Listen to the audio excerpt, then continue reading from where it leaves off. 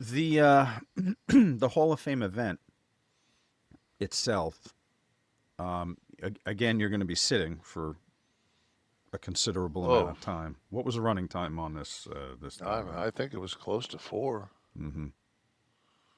How did this go haywire? Because there are Oscar telecasts and Emmys, and where we're giving out 45 awards, not six, and we can bring it in 3 hours. What do we have to do?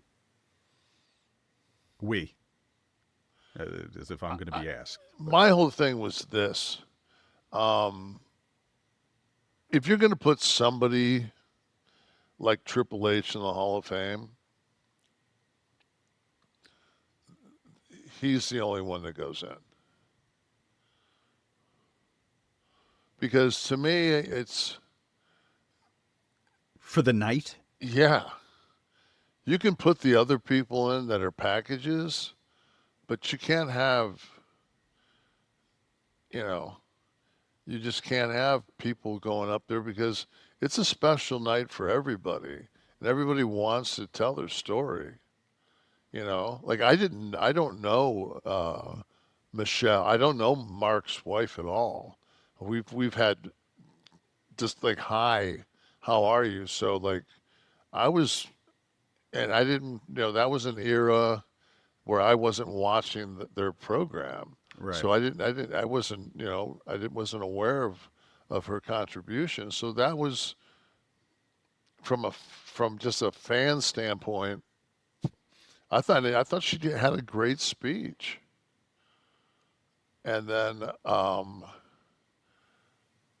Dallas opened it up. Dallas was short and crisp.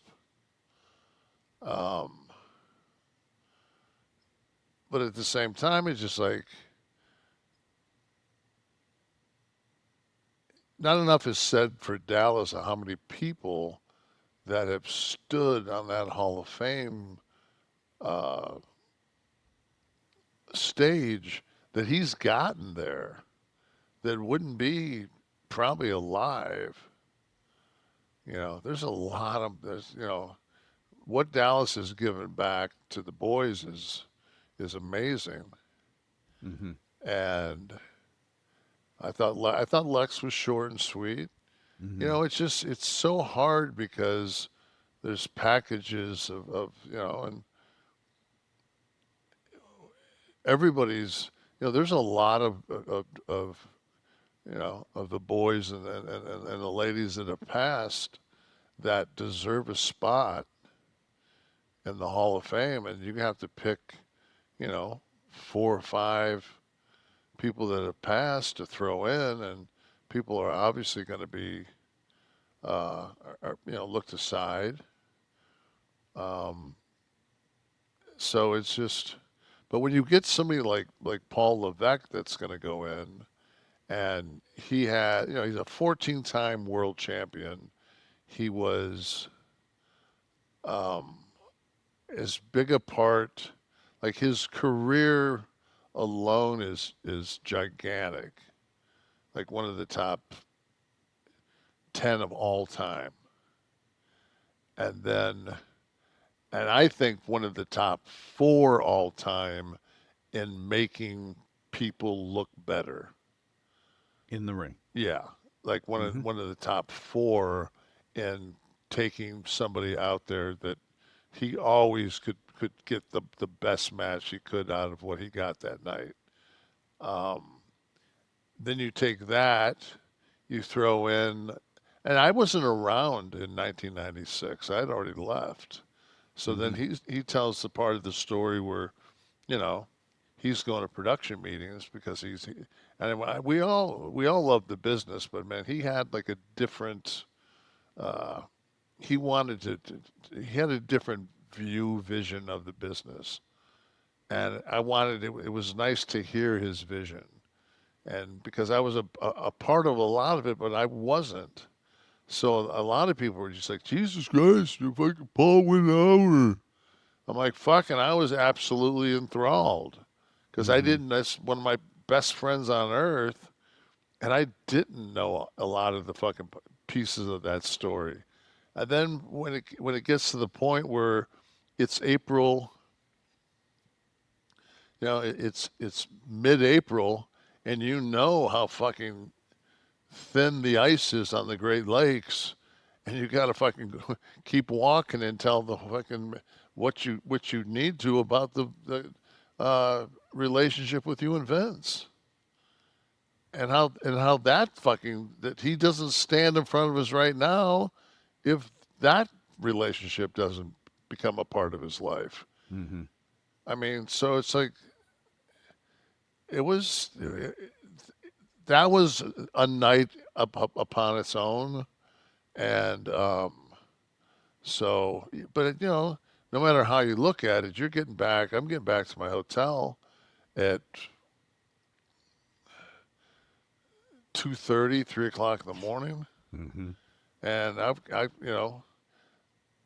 my phone is. I just plugged my phone in and went to alarm, and it was set for 7:45 the day before. I just switched the fucking Friday to Saturday, Yeah. and looked down, and it was like 2 hours and 47 minutes till fucking that fucking closest thing I could find to jazz music to wake me up.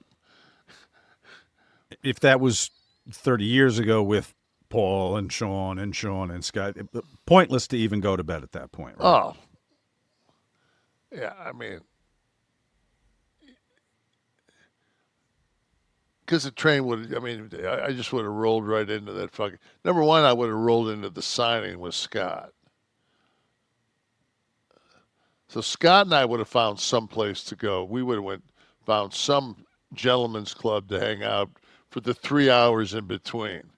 It wasn't Just like we were, killing time. yeah, wasn't like we put our shades on when it came out at 8 o'clock out of the cheetah or wherever, you know.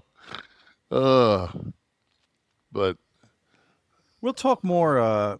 We're planning something a little special based on this yeah, year's Hall of Fame in a yeah, couple of weeks. You guys will see. It's going to be a really a unique show, something different for you guys, but paying homage to Kev's friend yeah.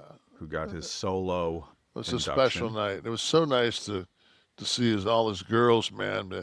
I remember when Aurora was, uh, like Paul was in that position where he was taking on the responsibility of office, and Steph was there, and she was in charge also, and he was the first guy to have the bus.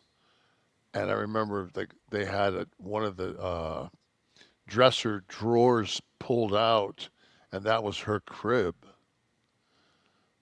Like that's where Right. Aurora. I mean, you know, and here she is.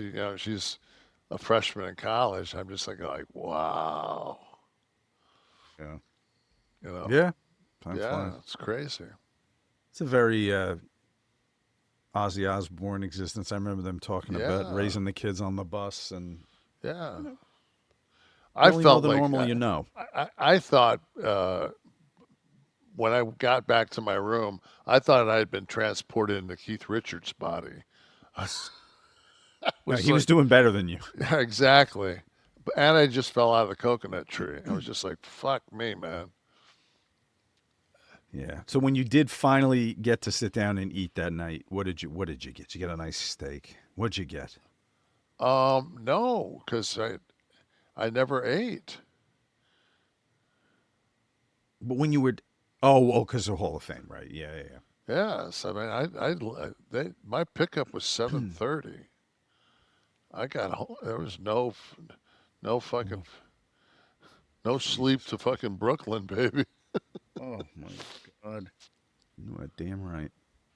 Kev, feedback from last week. Some folks that were listening and watching. The Oscar finalists. Oh fuck, man. Um, Jonathan S. Eaton, Triple H's Hall of Fame speech was one of the best speeches I ever heard. Everything. The video package, Sean's introduction speech to Triple H's was perfect. I love the stories. As I listened, I realized how lucky you guys were to have a friend like him, and likewise, how lucky he is to have friends like you. Congratulations reserved for Triple H, but also to you, Sean, Kid, and Scott. for helping him get there. Love the show, Kev. Thank you. Eh, there was a synergy. And the click was really really strong, and we knew we were running that show. And when he walked in and we watched him, we knew he was special. And when he made that first trip with us and survived, uh, we knew he was special. And it's funny how we were the first ones to know just what a special human he was. You know, I want to talk to him. You got to make this happen. If he's going to do one show, it should be yours, for God's sakes. I would he's love to I know. wouldn't want to take that. Wouldn't want it to take any time. He looked so tired after that Hall of Fame speech, and I knew that he was. I was going to go home and curl up in a ball for 3 hours. He was going to go home, get a couple hours sleep, Yeah. and he was going to be back, man, running in front of 125,000 people for the next 2 days. Well, we'll get him in between pay per views. See, when Pritchard can handle things for a while. So I would love to know how he managed to navigate the seas on which you guys got him. He always lived cleanly. So, and notoriously, the Click didn't always. So just for him to, he could have very easily hung with, I don't know, Blackman or just But he somebody. no, you didn't listen to his story then, because everybody he drove Heard his with story. Uh, didn't talk the business 24/7. exactly. So I want to know how difficult it was for him. Obviously, the payoff was learning, right? Learning the business, but a difficult lifestyle wise to But what are never you just do, go, but what are oh, you fuck. doing? So what you're doing is the only reason you're in that fucking van and the only reason you're on the road is to get to the next building to Hmm. perform, because we're pro wrestlers and that's what we do. So what he doesn't need, and at this point too, everybody in that van over the 3 years before he joined us has got probably 1,000 fucking matches in them. So Hmm. I mean, we're we're we're like the fucking guys that have been up and down Hamburger Hill for 3 years. So we're fried. This is during the no cannabis, no Hmm. steroid era. So it's not like we're bouncing back because we're juiced up. It's not like we're fucking. I mean, you have two options: eat pills and drink booze. Not exactly the cocktail that you want to be taking for longevity. Mm, I don't know many people that have smoked themselves to an OD. But right. the funny story, and Scott and I used to fucking laugh about this, and Kid too. We'd always say those 3 years that we went up and down the road, we'd always say, you know, if they just gave us back the smoke, we wouldn't drink and eat the pills. Well, eventually the smoke came back. Oh, Baba, maybe the A to the Z. Right. Just kind of got added to the Yeah, menu. Yeah. exactly. Just like at that point, it was just like, oh, this really makes the beer taste better. Yeah. I still need the science on the whole carb thing that you guys have been The telling the me for the, the 20 soma. years that I've been trying to It was find also it was corroboration also for. the like, because we used to get like we used to get the Mexican guys to bring the somas in. They bring in like these vats of 500, and like they were so poorly pharmaceutically made that like one day three of them would destroy you. The next day 12 was like they were like you took Advil. So there was never a rhyme to reason. You never knew when they were going to hit, and it was always at the worst possible. But that was Oh, a universe. Okay. oh, look, a roadblock up ahead with the police. Hey, mine are kicking in. Mine too.